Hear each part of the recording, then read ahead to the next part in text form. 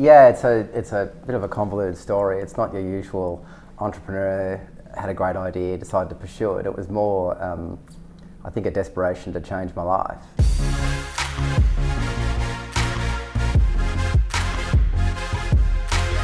So I'd done ag science at UQ, had come from an agricultural background, didn't really love agriculture, and I wasn't very good at ag science, and I was a terrible agronomist, which is what you end up being. So I was basically a glorified bug checker, and I'd be running around fields checking broccoli and cotton and counting insects and then deciding what to spray to protect the crops, and I was pretty bad at it, and the farmers liked me, but I wasn't very good, and so I really needed to try to sort of find a different path in life, and so I had, you sort of have these sliding door lucky moments, and this is pre-email, and pre-LinkedIn, which I'm sure all your viewers can't relate to, but I remember we had a dot matrix printer at home. I did 100 CVs, and the CV was pathetic, really, and I sent it off to 100 people around the world, and so I was 22, 23, working on the Darling Downs as an agronomist, trying to find a way out, and I got this phone call from a family in Alabama in the US, and they were looking for a trainee commodity trader with an ag background, male, under 26, for visa requirements, and my name had come up 4 times out of 18 telexes they sent out because I sent this damn CV to so many people, and I'm sure they were annoyed to go. They said, "Oh, have you heard of Mark Sowerby?" And they said no, and then it came up 4 times, and they've just gone, "What are the chances?" So they flew to Brisbane from the US and interviewed me at the Beaufort Heritage, which is now the Stanford, and then a few weeks later offered me a job in Alabama. So at 23, 24, I suddenly got my break. And everyone said, "Well, why would you go to Alabama?" And it was a lot better than Pittsworth.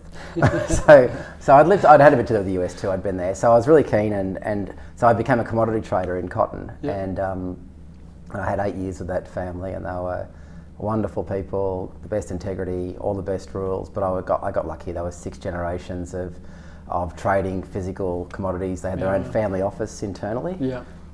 And I got 30 years of experience in 8 years, and that's really what you need, is to get up the experience curve. So that was my sort of segue out of ag, but still in ag. And then I came back to Australia, run their operation, turned it around, did a finance degree and an MBA, and then and really just trying to find a path out, and not really having any view. I did have this sort of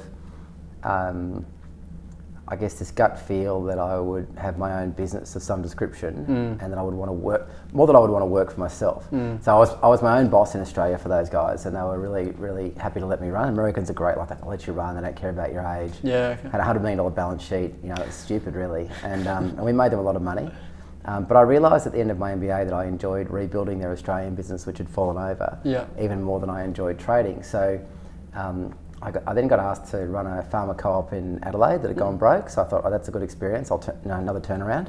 But I knew then that I would start my own business at the end of that. So I remember taking that job and saying to one of the directors, "Look, this will be my last job, and then I'm going to start a business." I didn't know what it was going to be. And in the end, 3 years later, we'd sort of turned that business around. That was hard though. It was, the shareholders weren't really aligned, but we managed to turn it around and did a good job.